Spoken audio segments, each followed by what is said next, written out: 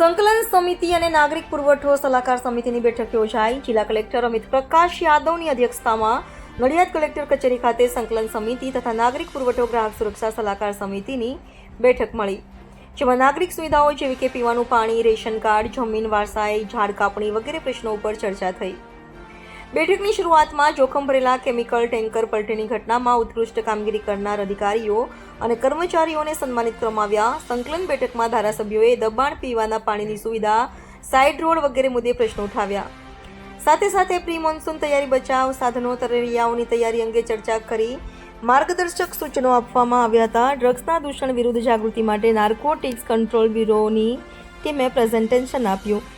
કલેક્ટરે યુવાનોમાં જાગૃતિ લાવવા માટે અધિકારીઓને આહવાન કર્યું. બેઠકમાં નડિયાદ, માતર અને મહુવાના ધારાસભ્યો, નગરપાલિકા કમિશનર, જિલ્લા વહીવટીના અધિકારીઓ ઉપસ્થિત રહ્યા હતા. રિપોર્ટર નરેશ ગનવાડી, નડિયાદ.